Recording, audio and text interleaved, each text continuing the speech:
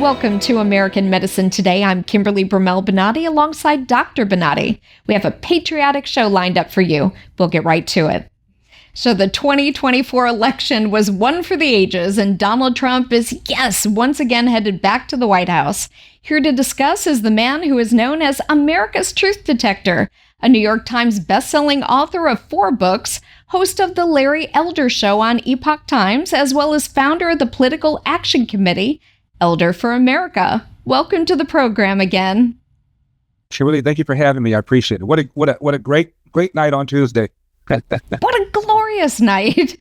We're so energized and excited, but let's start from the beginning. Did you really think President Donald Trump's chances were good headed into election night? I did. As we all know, mainstream media, I did. They were pushing for Kamala. I did. I came back recently from a Chicago rally for Trump. We were a bunch of volunteers, and my job was to sort of pep them up, motivate them. And I said, I'm telling you this with a straight face. We got this. We got this. He's going to run the table of the 7 swing states. I can't say I predicted he was going to win the popular vote, but I felt the momentum. I knew that the early voting was something that was a game changer. You know, we normally vote the last day, but Laura Trump and the others in the RNC encouraged Republicans to get out and vote early, and they did. Most Americans did not feel that they were better off now than they were 4 years ago. And the only way for Kamala Harris to have won was for her to make a hard break from Joe Biden. And she couldn't do that because she didn't disagree with anything that he did. And if she did say it, you think Joe Biden would have just sat there and let her trash his record? He would have said something publicly. His people would have said something, and they would have been in a big fight. But she couldn't do it. She was stuck. She was. And what an insult to him. I'm not a Joe Biden fan by any means, but the way that they just threw him out, they threw him under the bus, threw him out and moved on, and then instilled her in his place. She couldn't hold an interview. She could barely put 2 words together without laughing hysterically. I mean, what a joke for the country. Meanwhile, there's inflation. Our border is being flooded by illegal immigrants. Crime is up. Everything is up right now. And what a relief when we saw Donald Trump turning blue states red and picking up Miami-Dade. Right. For the first time in decades. It was an unbelievable win, and just the overwhelming sigh of relief, like, we're going to be okay. We haven't lost our constitutional republic. It was really a beautiful thing. It was. And Kimberly, their closing argument was disgusting on so many different levels. Their response to inflation, well, yeah, but Donald Trump is a fascist. And then Donald Trump wins, and Joe Biden congratulates him.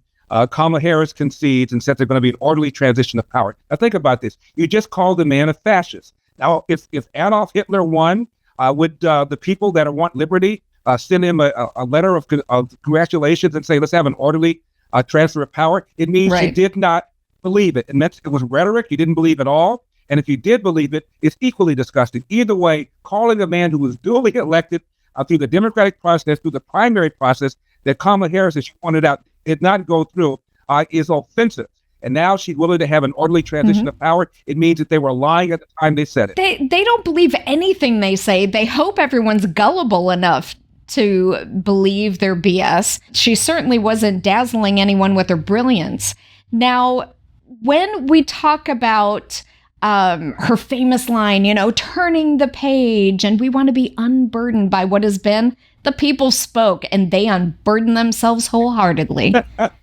When she was asked the bottom line question on The View, friendly audience, is there anything in the last 3.5 years you would have done differently? And she said, not that anything comes to mind. That's it. There's nothing else to say. Game over, set, match, done. Thank God people wised up, because we would have been stuck with her. I can't even imagine we would no longer be the nation the country we are today. We're going to take a quick break. We'll be right back with Larry Elder. You are watching American Medicine Today.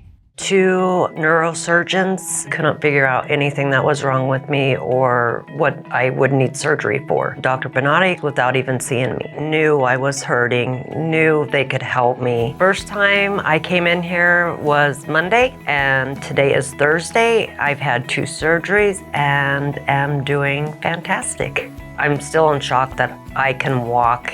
That's all within 4 days. Visit AskBonati.com.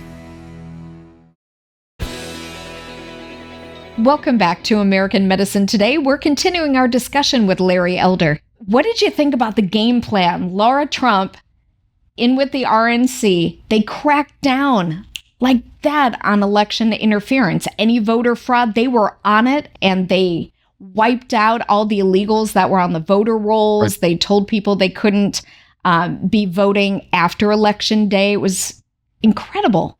It was. We learned the lesson of 2020. The reason Donald Trump lost most of his 60 cases was not on the merits, it was on procedure.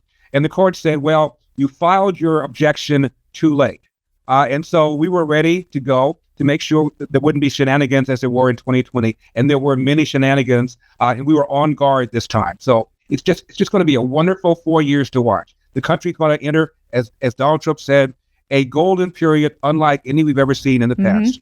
It's going to prosper as it did 4 years ago, and probably even more so now. The other big, I think, takeaway, though, is Donald Trump, of all the counties in America, Kamala Harris did not outperform Joe Biden in a single county in the entire country. And on CNN, they had this big map showing this, and Jake Tapper was standing there, and the whole map went blank, meaning there wasn't a single bright spot. And Tapper went, not one? Not a single county? It was beautiful. Meltdown in real time. I like to think it was a look into her brain. Do you think the result would have been the same had Elon Musk not purchased Twitter? That's a very good question. The answer is no, I don't. And had the Republicans not taken control of the House to put on a bunch of hearings to expose this kind of lawfare in this relationship with the DOJ and these big tech platforms, we wouldn't have known that. Elon Musk, I can't say he saved our republic, but he certainly played a big hand in it. I think you all did. You were a part of it. Vivek Ramaswamy, Tulsi Gabbard, Laura Trump, thank God she got involved with the RNC. Barron Trump for telling Donald to go on to, what was it, TikTok? Too many to name. But thank you for being part of it and sharing your insights into this 2024 election and the glorious Donald Trump win of the presidency. Thank you, Larry Elder, for being on the program. Kimberly, thank you for having me. We've got a country to save. God bless. Well, that's all the time we have for this segment. We'll have more after the break. You are watching American Medicine Today. David is an active man who enjoys spending time outdoors. However, all that changed after he fell out of a truck bed. I was unloading a full 4-drawer file cabinet out of my elevated 4-wheel drive truck. When I broke over the edge on the steep ramps down to the garage floor below, it just took off. It yanked me out. And the next thing I know, I am just prostrate on my left side. And I hit so hard. I knew I injured myself, obviously. Then within 2 weeks, I could not walk.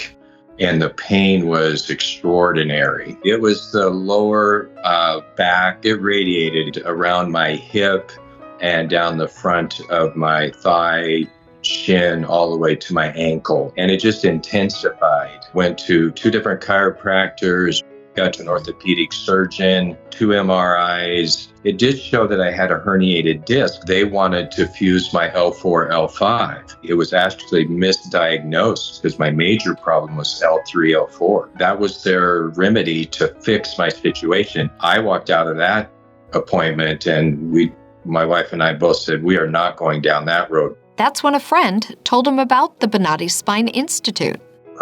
I was extremely blessed by having the information from a coworker, Mike and Jane Walker. She went to Hudson 2010. She had a badly herniated disc. She went and had the procedure done, the surgery done, and that afternoon, she was on the beach walking pain-free. And so they told me of this. Then David sent his MRIs in for review. Dr. Bonati actually called me and spoke to me on the phone. That totally impressed me that he called me. He had my MRI and he's looking at all those things and he was describing to me where the pain is and what it is. And he said, we can help you. I listened to many testimonials and we made our decision quickly. We're going to Florida for this surgery. And it's a long story, but I was able to get there.